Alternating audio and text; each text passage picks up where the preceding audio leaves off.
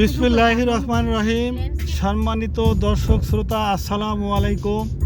সকলকে ঈদের পবিত্র শুভেচ্ছা জানাচ্ছি। শুধু দর্শক শ্রোতা, গতকালকে আমার একটি ভিডিওতে আপনারা নিশ্চয়ই জেনেছেন এবং শুনেছেন যে আমি গতকালকে দুপুর 3:30টায় ঢাকা থেকে মাদারীপুর উদ্দেশ্যে রওনা হয়ে আসছি। রাতে চরমগড়িয়া আমার ছোট বোনের বাসায় ছিলাম। আমার সাথে রয়েছে আমার পরিবারের সকলেই এবং একজন বললাম না মানসিক প্রতিবন্ধী।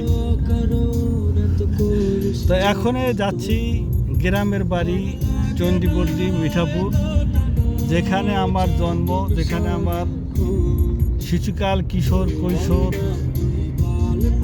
অতিবাহিত হয়েছে। সেই নারীর টানে, শিকড়ের টানে গ্রামের বাড়ি যাচ্ছি।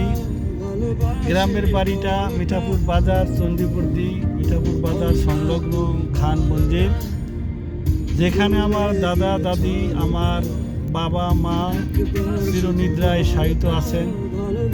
আজকে সপরিবারে তাদের কবর জিয়ারত করতে যাচ্ছি। তাদের কবর জিয়ারত করে যদি গাছের কিছু ফল ফলাদি, বিশেষ করে কাঁঠাল, আম ছাড়া অন্য কোনো ফল এই সিজনে নেই, যদি থাকে তাহলে মহব্বতের সাথে কিছু ফল সংগ্রহ করব করে এরপরে আমার বাবার দোস্ত, অত্যন্ত মহব্বতের দোস্ত আমার তাওই, এবং আমার তাওইর আব্বা, আমার দাদা, এদেরকে অত্যন্ত মহব্বত করতাম, তারাও আমাকে মহব্বত করত। সাথে আমার এক চাচা, আমার তাওই সাহেবের ভাই মাওলানা মোশাররফ হাওলাদার, অত্যন্ত পপুলার, অত্যন্ত দিনদার ছিলেন। তারা মারা গেছেন। তাদের কবর জিয়ারত করতে যাব। সেখানে আছেন আমার দাদা, আমার দাদি, আমার এক ফুপু, আছেন আমার তাওই সাহেব, আছেন আমার মাওই সাহেব এবং আমার সেজু চাচা মাওলানা মোশাররফ হাওলাদার। আল্লাহ, আমি তাদের কবর জিয়ারত করার উদ্দেশ্যে রওনা করেছি।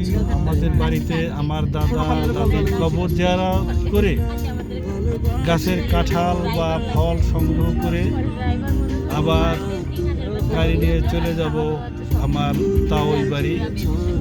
সেখানে কবর জিয়ারত করে সকলের সাথে দেখা সাক্ষাৎ করে আবার বাড়ি হয়ে চরমগড়িয়া আমার ছোট বোনের বাসায় চলে যাব।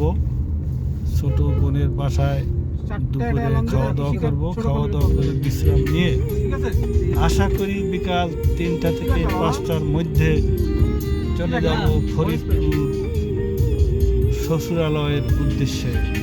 সে পর্যন্ত সকলে ভালো থাকেন। আসসালামু আলাইকুম।